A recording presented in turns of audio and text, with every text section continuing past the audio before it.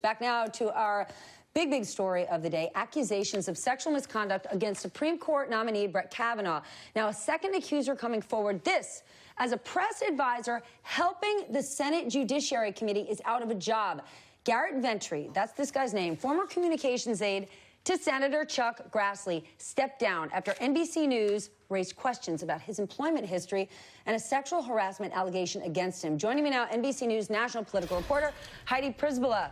Heidi, I want to separate two things. Brett Kavanaugh has a big uphill battle to get over right now, but it is his own party that's not helping him. I want you to walk me through this story. Chuck Grassley has a guy on his staff clearly not vetted correctly if he is coming to help with communications around this confirmation, and he's previously been fired for a sexual harassment claim.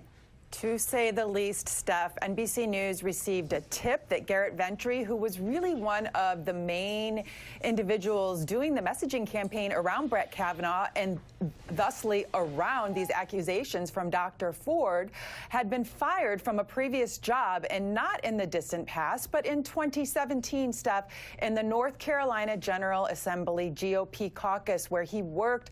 NBC News was able to confirm over the weekend that he was fired due to alleged resume embellishment and amid a sexual harassment accusation from one of the female staff members there in the General Assembly. So NBC was able to firsthand corroborate this, Steph. And when we approached the Senate Judiciary Committee, they said they had no idea.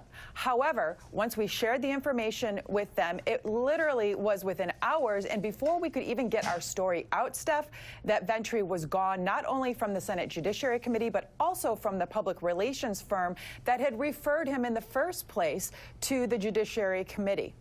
That's what blows my mind. So if you want to go after the media, if it wasn't for great journalism, the Senate Judiciary Committee would have no idea that a person working on their communications around this had previously been fired for a sexual harassment claim. Heidi, stay with us. I want to bring back Governor Christine Todd Whitman and Jason Johnson to go a little bit broader here and talk about the unforced errors and how the Republicans are playing this. Beyond just that hire, you have got Chief Judiciary Counsel for Grassley, who is supposed to be working on the investigation, tweeting out, "Must confirm." You have got Orrin Hatch, without hearing any testimony, saying that Dr. Ford must be mixed up. You have got supporters saying all boys do this. You've got President Trump saying, where has she been for the last 35 years? And you've got Lindsey Graham saying, I want to hear Christine Ford out, but my decision has already been made. I don't want to ruin Brett Kavanaugh's life.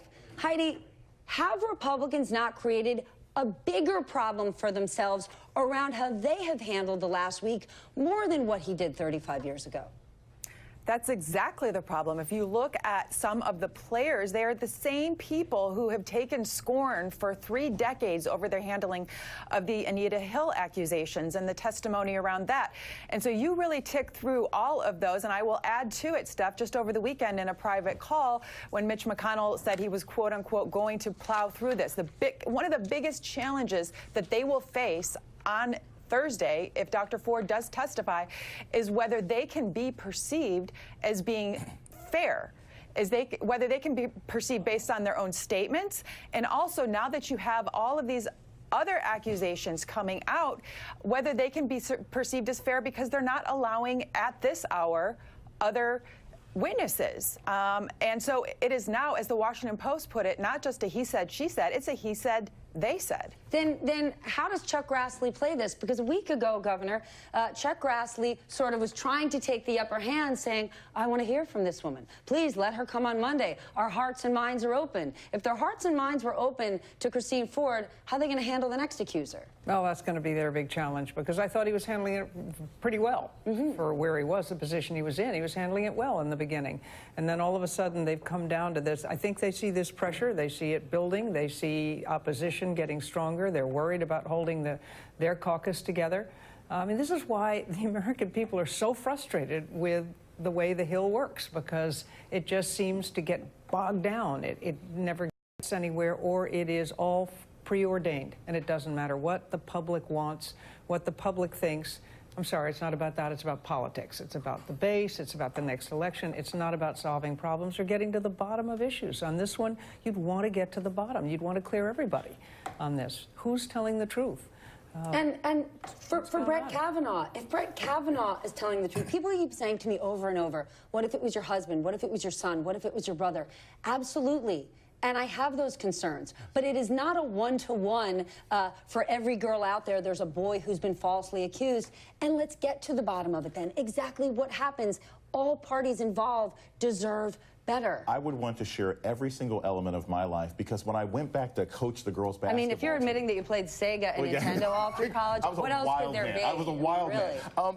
But that's what you would want to do if you actually cared about your integrity, if you actually cared about what it looked like. But here's the other thing, and this is why we know it's political and it's shameful, right? That's why the Republicans are sort of saying, we need to find a lady. Let's go find a dame to go ask these questions. Go ahead, Ted Cruz, who's in a tight race. Go ahead and ask her some questions. This is about the fact that the Republicans know that they have a very poor record on these issues because they're afraid of what's going to happen in Arizona, because they're afraid they've got Republican women running in Tennessee and that this may end up being a debate question. That's also what this boils down to. Okay, Heidi, quickly though, why are the optics so bad?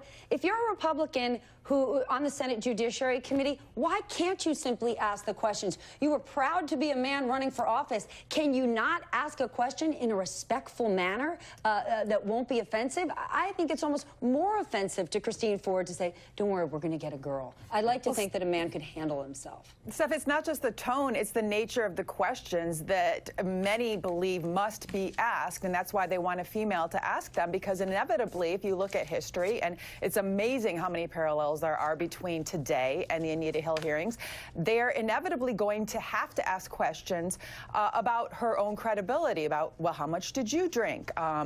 You know, how many you were a party girl, right? How many other parties did you go to like this? And so inevitably, the optics will just be bad given what they've already said today in the current context, and the history, frankly, with some of them who were there, like Hatch and Grassley, for Anita Hill. And so I can see why they want a woman, but there's, you know, the Democrats are already pouncing, saying, well, then why don't you have a woman on the Judiciary Committee? It's a split screen that they don't want, because it also reminds the American people, Steph, that the composition on their side of the aisle actually hasn't changed in 30 years as well. Well, if it's all about who's asking the questions, I'd love to know how Brett Kavanaugh would feel if a woman was asking him what a devil's triangle stands for. Heidi, thank you so much. Amazing reporting. That right there